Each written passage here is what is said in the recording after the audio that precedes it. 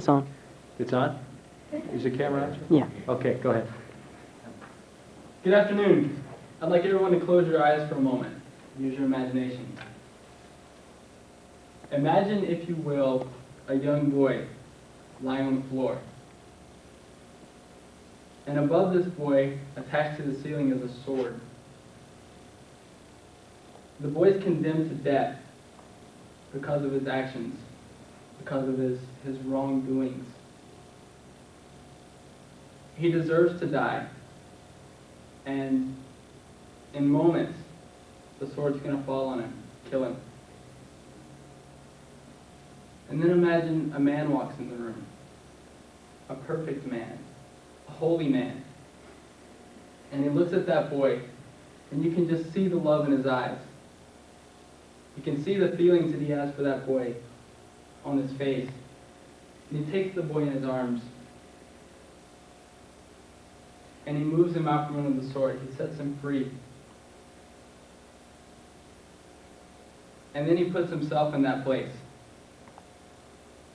He takes the place of the boy, and the sword falls, kills the man. Now open your eyes. That boy was me. I deserved to die. I was condemned to death because of my actions. This was a picture of what I heard about when I was a child. My parents invited a couple over to our house one night for dinner, and they had a 12-year-old daughter. And she took me into my bedroom, and she told me about the predicament that I was in, that I was a sinner, that all had sinned. The Bible says that clearly. And also because of that sin, I deserve death, because the wages of sin is death. The payment for sin is death. We all deserve to die. But Jesus Christ, God's Son, perfect and holy man, took our place. He died on the cross for our sins. And the girl told me that if you believe in Him, if you put your trust in Him, you don't have to die. Not only does He save you out of the death that you deserve for your sin, but He saves you to eternal life. He saves you to heaven. And that thrilled me. And now when I walk around, I see people in the street, I see people every day, and they just look like they have no purpose in life. They look so sad. And I can walk down the street and I can have a smile on my face. And I can be happy because I know that I'm not condemned to death anymore.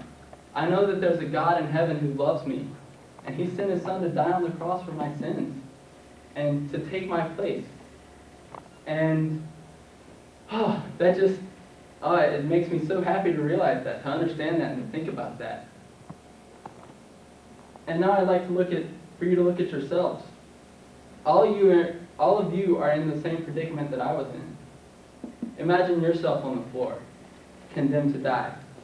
Imagine a sword hanging over you, ready to fall at any minute.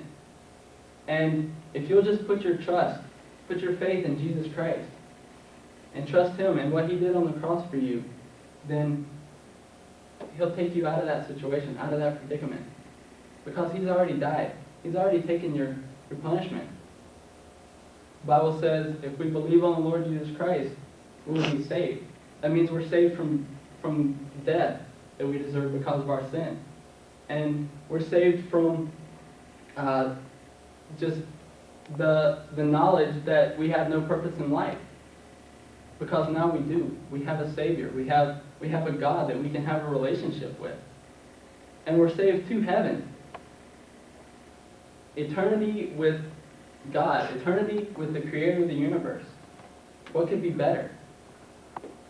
I'd just like to challenge you today to look at your life. See where you are.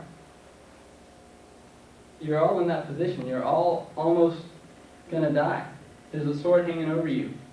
Are you going to let Jesus Christ take you out of that place? Thank you.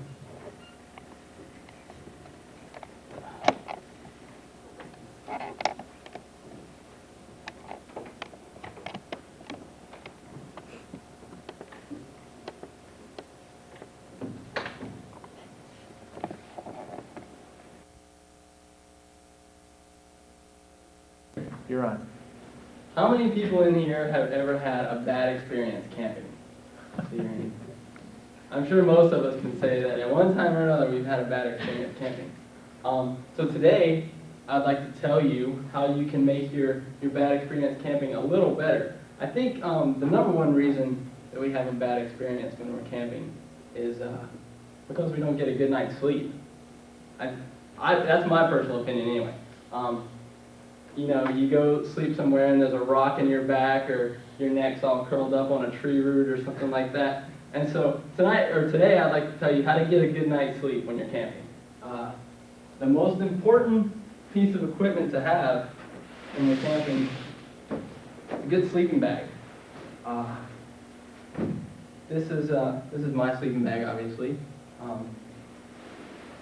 A good sleeping bag is gonna protect you from the harsh environment that you're camping in, whether it's the nice hard ground or the cold air outside or whatever. Also, a good sleeping bag will protect you from the rain and the dew because it's going to be water repellent. I personally don't camp with a tent. I hate tents. So it's important for me to have a good water repellent sleeping bag. Also, it's going to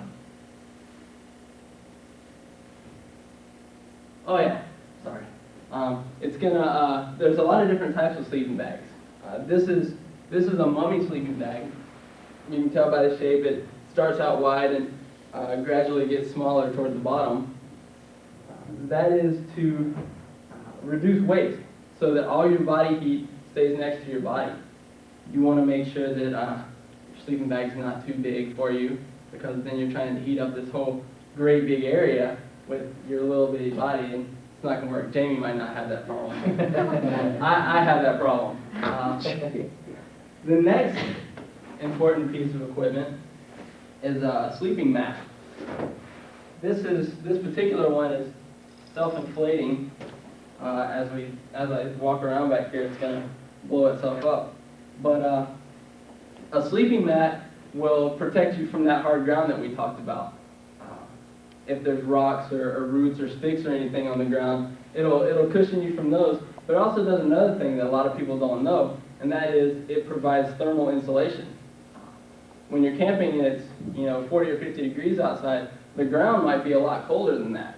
It could be a couple inches down, it could be still frozen. So your sleeping bag isn't going to keep you as warm on the bottom because you're compressing the insulation. And so you need something like this, a sleeping mat, to protect your body from the cold ground. Also, there are also a lot of different types of sleeping mats. This one, it self-inflates. It's one of the more expensive ones. You can get just little foam pads that do not as good a job. They're not as comfortable to sleep on, and also they don't provide as good a thermal insulation because air is the best insulator. So you want to make sure you have something that's got a lot of air, a lot of loft, just like you would in your sleeping bag. The next thing, something I think most people forget when they're camping, and that's a pillow. We all sleep with pillows at home, at least most of us probably do, but we forget to take one with us when we're camping. And so I got my trusty little camping pillow. Obviously, like I said, we sleep with one when we're home. We're used to sleeping with a pillow. We're used to having our head, if you sleep on your side, you're used to not having your head cocked over like this. Or if you sleep on your back, you're used to having your head up a little bit. And so when you're camping, you want to have a pillow because it'll make your time a lot more enjoyable. You don't want to be walking around with a stiff neck and you're just, my neck. Because a sore neck is definitely takes out your whole experience. It's going to make you have a bad time. In summary, we've got 3 pieces of equipment that are going to make our camping experience a lot more enjoyable so that we can get a good night's sleep. A sleeping bag, definitely the most important. Also a pillow to keep your head and your neck and everything in line. And also a sleeping mat to protect you from the ground. So I hope these things will help you when you're camping, when you're roughing it, to make roughing it not so rough. The stage or whatever you want to say. I'm going to accept an award for the Outdoorsy Guy of the Year. So, it's an acceptance speech. All right. Well, I'd just like to thank the Outdoor Department of America for giving me the Big Nasty Boot Award for Outdoorsy Guy of the Year. It's a real honor. It's a great pleasure to receive this award and to become a representative of this branch of the United States government for this year. First of all, I'd like to thank my Lord and Savior Jesus Christ for saving me and also for creating the great outdoors, of which I was able to be a part of this past year. I'd also really like to thank my mom and dad. Not only did they give birth to me, but they were behind me for the whole thing, and so it was really just an awesome experience having them behind me. I'd really like to thank my girlfriend Dana just for her support. She went on some of the outings with me. It was just a great time of spending time with her. I'd also like to thank my friend Mark Covey, who was unable to make it today because he spent a lot of the activities and things like that with me. Also, I'd like to thank Jen Dickinson because she also spent some time with me in the activities and provided some of the equipment that was much needed for the outdoor activities. And you might be wondering, what activities was it that caused me to win this award? The first activity was a hike up Queens Canyon in Colorado Springs, Colorado with Mark Covey. It was really a great time. Started off at about 6,000 feet at elevation, hiked up 5,000 feet in 9 miles, which, if you don't know, that's really a steep climb for 9 miles. Also, we kind of weren't smart about it, and we started at 3 o'clock in the afternoon. And a 9-mile hike usually takes a little longer than, 6 or 7 hours of daylight that we had left. And so it was quite an experience. We were also being rather minimalistic in our packing efforts. So all we had with us were a couple sleeping bags and jackets, and that was it. So when we got to the top where we were going to camp and made our camp with our sleeping bags and it started raining, we knew that there was a problem. But we survived, woke up in the morning covered in ice. That afternoon it snowed, and this was in June. So there were some problems going on there. So I'd just really like to thank Mark Covey for his help in that effort. Also, I'd like to thank Jen Dickinson because of her effort in my climbing experience in Devil's Lake, Wisconsin. As you can tell, I kind of traveled widely for this year to try and earn this award. Devil's Lake is just an unbelievable place. We were able to climb a good 5'10", maybe 5'11" climb. Those are climbing ratings for those of you that don't know. And it was just a really great experience. The day was beautiful. We climbed to the top of this rock and just sat out and looked over the lake. And it was just a really beautiful day. Our equipment held up great. And the time we had just hanging out together in the outdoors was just a great time. Also, I'd like to thank American Eagle Outfitters for their help because, as most of you probably know, to earn the Outdoorsy Guy of the Year award, you have to not only do the part, but you have to look the part. And in having a job at American Eagle, I was able to get a discount on some outdoorsy looking clothes. So again, I'd just like to thank them for the part that they played in helping me look the part of Outdoorsy Guy of the Year.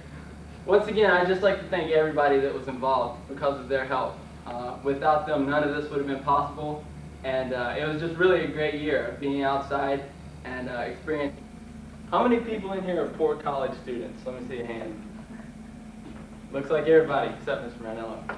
How many people in here like to listen to music? Well, I'm going to tell you how you can do both, or how you can be both. Someone who likes to listen to music and a poor college student at the same time. I'm going to tell you about my record player. Now, this record player, most of y'all are probably thinking, is a record player for me? You're a college student. A record player is definitely for you. Why is a record player for you? Because a record player is cool. It's classic, and it's cost effective. Now, to start with, a record player is cool. Just look at my record player. Just look at this thing. First of all, see, one of my favorite things in the world is chrome. This baby's got chrome. Nice and shiny. Polish it up, get it looking real good. Looks better in a car sometimes. It's also got some nice lights here in the front. Turn them off, can't see them. Turn them on, look at that orange lights. This baby's cool, I'm telling you. Also, records in general are just cool. I mean, you tell somebody, hey, I got Saturday Night Fever on a 2-record set. They're like, oh my goodness, look at this. Saturday Night Fever on 2 records. John Travolta. You never seen him like that today. Record number 1, record number 2. How many people in here have Saturday Night Fever on CD? Anybody? Our president. Well, I'd just like to give you a little sampling of another reason why I think this record player is cool. Just take a listen. Now, this is probably a song y'all haven't heard in a long time. But just watch it move too, that's kind of cool too. Good sound. Kind of classic. Antique sounding. Y'all remember this song? You can't find this on CD.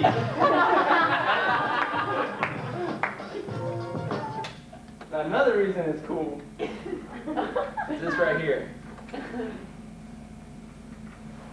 Not only is it fully automatic,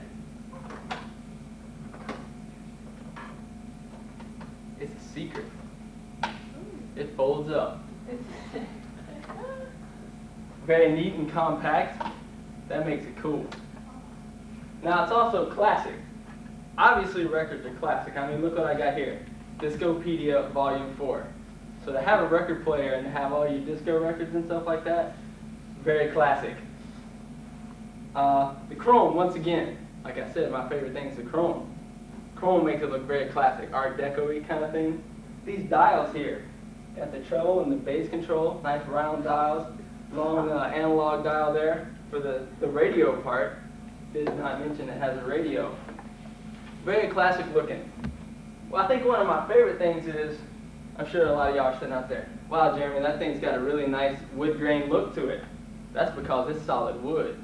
It's not none of this fake plastic stuff. It's solid wood. That's oak too. That's real classic. Now, it's also cost effective.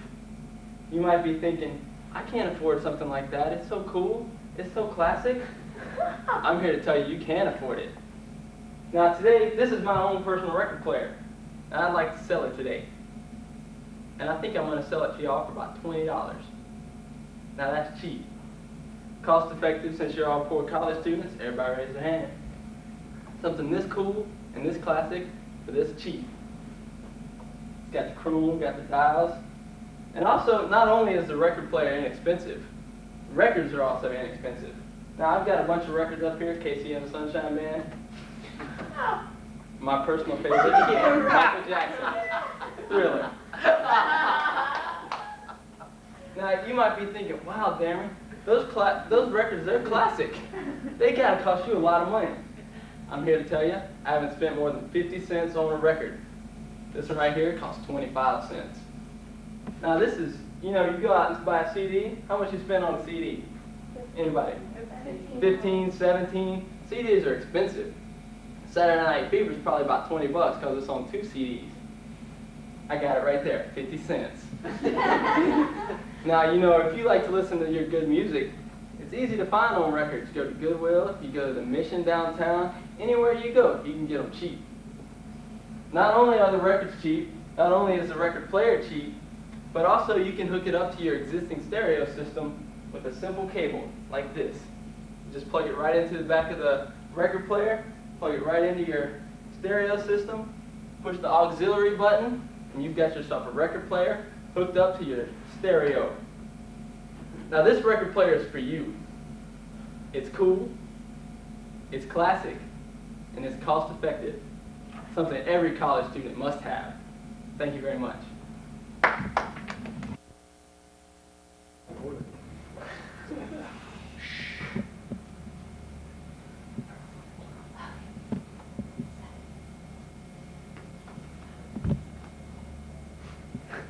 This is some good footage. I know, I was just going to say the camera got it. How many of you in this room plan on being involved in some type of ministry sometime in your life? Let me see a hand. I think that's everybody. I'd like to tell you a way today that you can have a learning experience that will greatly increase your capacity to do ministry. It will give you a learning experience that will make you a better minister for the Lord. This learning experience that I'd like to tell you about today is working at a variety of different camps. A lot of us grow up at the same camp. I know I went to Mountaintop for 15 years before I ever saw the grounds of another camp.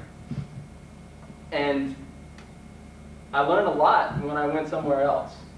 I learned a lot from just every aspect of camping life. The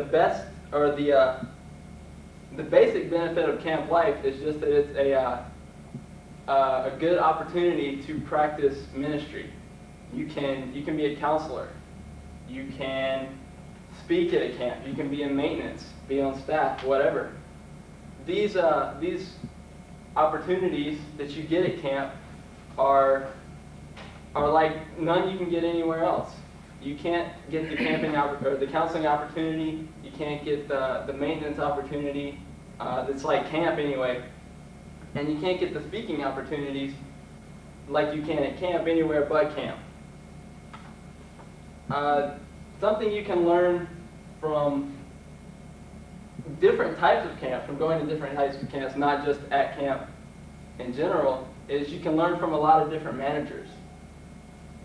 I've been to 3 different camps, and I'm working on 4 this summer.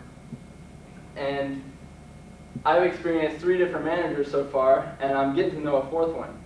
And to see their different managing styles, to see just how they handle themselves in different situations, it's a great learning experience for someone who wants to be in some type of leadership, any type of ministry. You learn styles of leadership, first of all. These people have been doing this camping ministry. They've been leading people for a long time, and they really know how to do it well. I think of Jay Brady at Camp Elam, and he is an unbelievable camp director, camp manager who has a very laid-back style. He's not coarse, he's not really in your face, but if you're doing something wrong, you know it, and if you're doing something right, you know it. He is just a great encourager, he's a great motivator, and it's really hard to describe his style, but because I've been to Camp Elam, I can learn a little bit about that, I can model myself after that. One of the things we've learned in a leadership class this semester is to find a leader that you feel is effective and model your life after them. And I decided to take that one step further, find several different leaders you like, and make up your own style from that. Another person that I learned from is Kevin Craig at Lakeside Bible Camp. He's more of a course business manager. Not that, I don't say that in a bad way, but Kevin really gets the job done. If you're out of line, you know it. If you're in line, you don't know it as much, but you can, I just feel like that you can learn a lot from going to see the different types of managers. Also, you learn how to work with others when you go to camps. If you stay at the same camp all your life, like say I'd stayed at Mountaintop all my life, the same people work at those camps year after year, for 30 years. And if you're just in that camp, then you learn to work with those people, but when you get out of that camping environment, then you don't know how to work with anybody else. But by going to the different types of camps, you meet different people, and you learn to work with those different people. By going to Mountaintop, everybody that works there is Southern, and there's a way that you work with Southern people. And when you go out to Lakeside, people in the Northwest are totally different from the people in the South. If you know the people here that are from the Northwest, you know there's a big difference. There's a more laid back style. They don't really, I don't know, it's just different. And there's not really any way you can learn that in a classroom. You can't learn that in leadership training really, but you can learn that by being there. When I went to Camp Elam, Colorado people were really different. I thought the people in Seattle were weird. Colorado people were really different. And not that they're bad, but it's a lot different from being in the South. It's a lot different from being in Mountaintop. And so when you're, to learn how to work with others, you can do work projects. And I learned about work projects at Lakeside Bible Camp. They have a training and Christian living program where the staff and a group of 20 high school kids work together for a month and do different work projects. We built mountain bike trails in the woods, and the woods in the Northwest can be pretty difficult to work in. And you really bond with people and learn how to work with them when you're doing work projects like this. Also, you learn a lot about working with people when you're counseling with them. I met a guy this summer named John who I counseled with at Camp Elam. I counseled with him for a junior boys week. When you counsel with people for junior boys, you learn a lot about that person. You learn a ton about him. And he was a 16-year-old kid who had a real heart for the Lord. I know when I was 16, my heart was not nearly the same place his was, and he was a real encouragement to me. You know, a 20-year-old Bible college student, and I was encouraged by this 15, 16-year-old kid who was my junior counselor. And you also learn a lot about people, how to work with them when you're on staff with them. When I was at Lakeside, we had a group of 13 men and women who were on staff together all summer. We worked for 12 weeks together.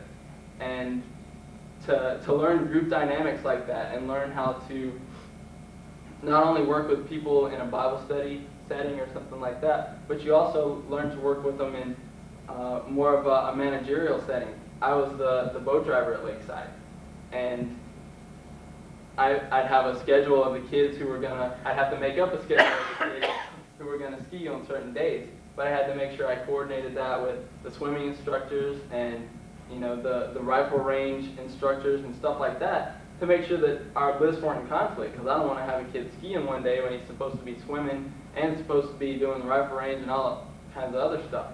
So you have to make sure that you learn to work with others, and to do that, visiting a variety of different camps is a great way. Also, you get to see different types of camping styles.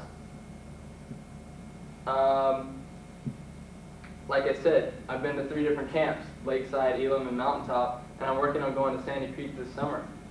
Mountaintop has a very mountainy sort of atmosphere. They have the ropes courses. I mean, it's obviously on a mountain. And they do a lot of their ministry through those ropes courses and just through the different mountain activities you can do. Lakeside is more of a kind of an outdoorsy, sporty kind of camp. They have water skiing. They have some of the more traditional things like archery and riflery and stuff like that. You have basketball there. They have pickleball. I'm sure most of y'all don't know what pickleball is. It's sort of like tennis, but really weird to explain. It's a Washington thing. And Camp Elam kind of combines the two. They have everything. More of a classic style of camping, sort of the Boy Scout thing, but also they have I learned a lot about being a counselor there. You can make an educated decision on what type of camping style is that you feel is best, what type of ministry style you think is best, and also what should be the emphasis in your ministry.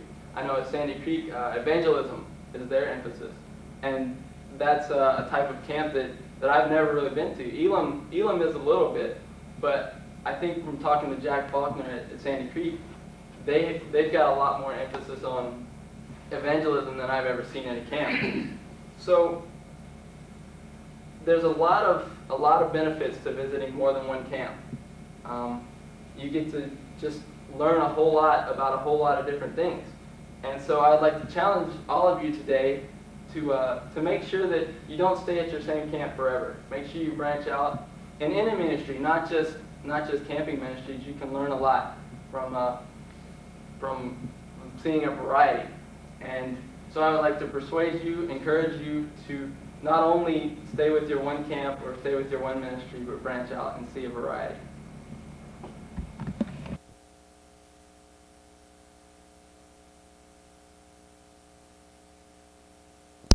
Cellini, ladies and gentlemen, from the Stone Dojo. We have one more contestant left, Lee Chan from the Frying Dragon. Would Mr. Lee Chan enter the ring, please? Mr. Lee Chan. Excuse me, coming through. Excuse. He's here. All right. Hey, check this out. Here's a guy gonna break bricks wearing an apron. Hey, you're not wearing a karate gi. Don't need karate gi for brick breaking.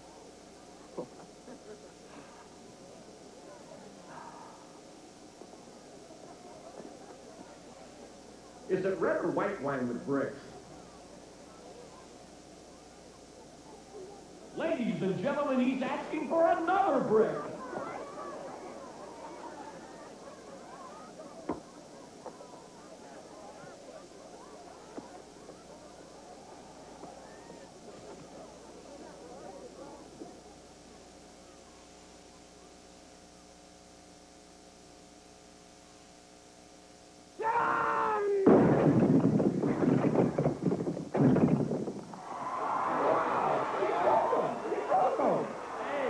We're going to be eating humble brick here, babe.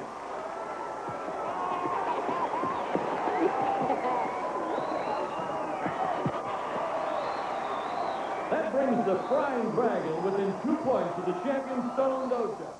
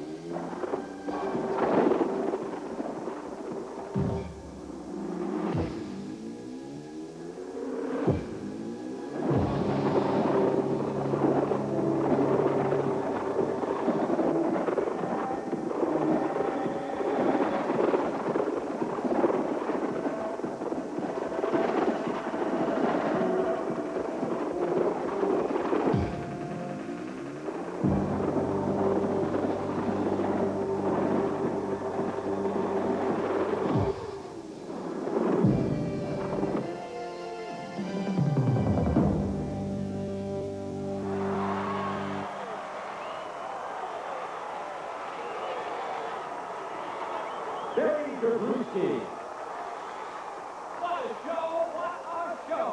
Entering the freestyle fighting, the Dragon for second place against the undefeated Dojo Master, Kelly Stone.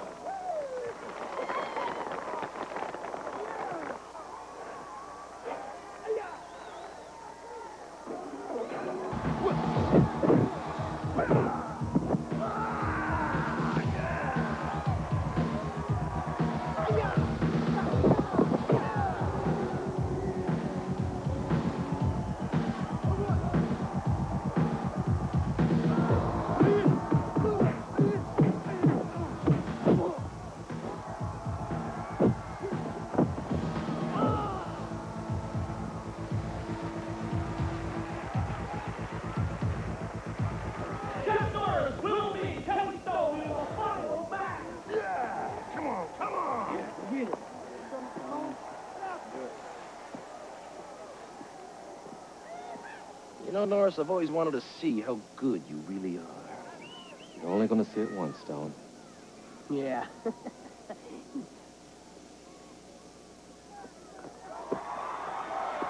here they are, in the final freestyle pairing, Chuck Norris for the Frying Dragon and Kelly Stone representing his dojo.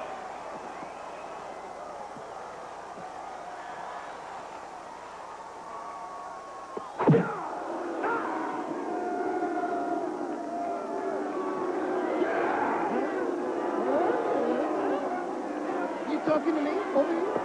Come on, come on. All right, Chuck.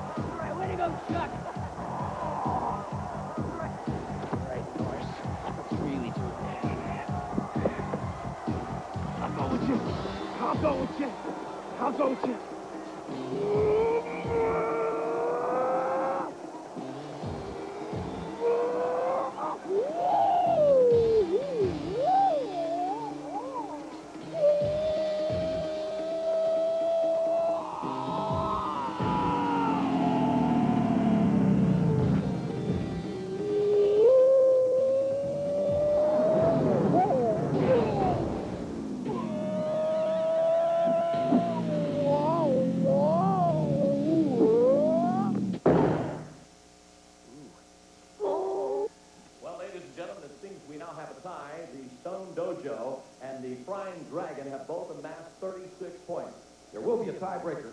Please stand by for the dance. The tiebreaker will be between Barry Grabruski and Randy Cellini. and the event will be Breaking. We choose breaking.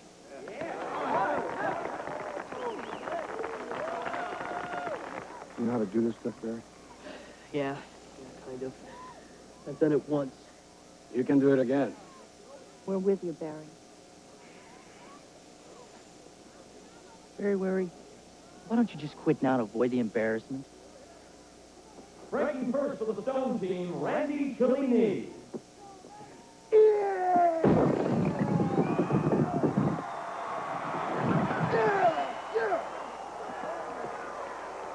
Beat that, two-face.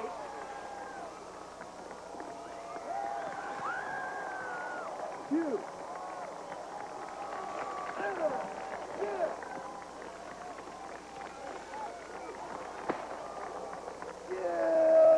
He'll be fine. And here's Barry Gabrewski. They're adding a seventh. He has to break seven for his team to stay in this.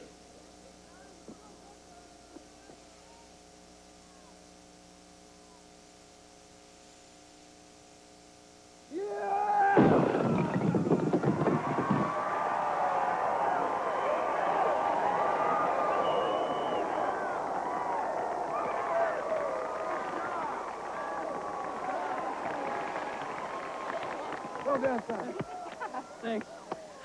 Boy, that stings. You're using your hand too much. Your arm not enough. It's like hammer. Head is hand, handle is arm. I'm gonna end this right now.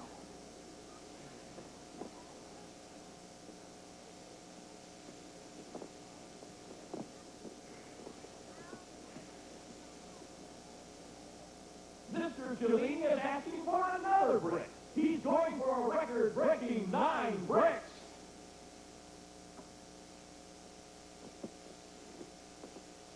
Ready.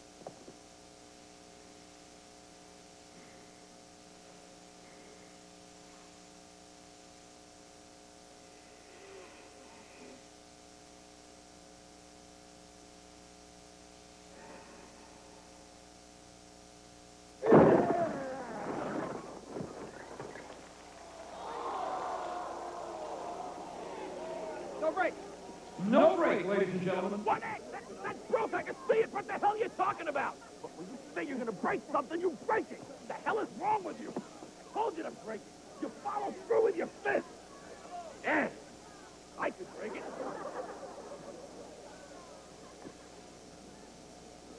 Barry Gabruski has a chance to win it all if he can break 9 bricks.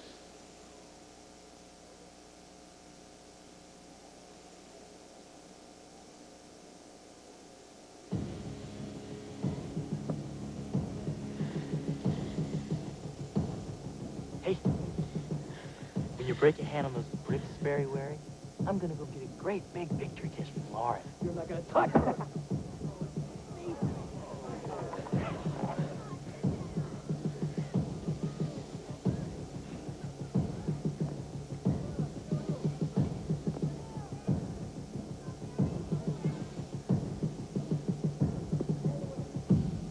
No anger. You are here to confront bricks. Not that stupid boy. Now, concentrate.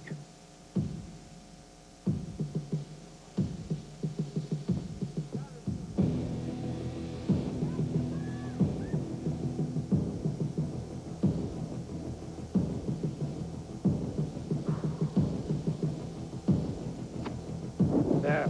This will help you.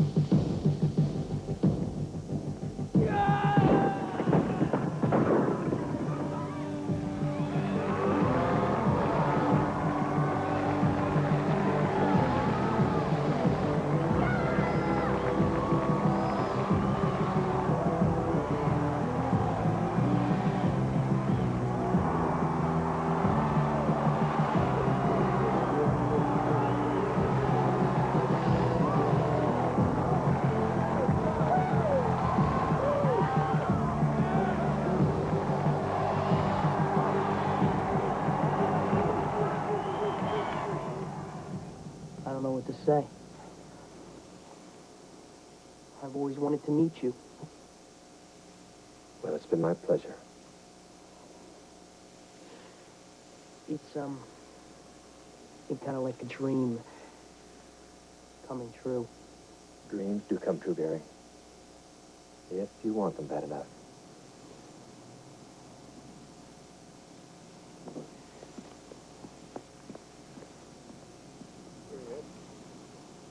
There's my dad.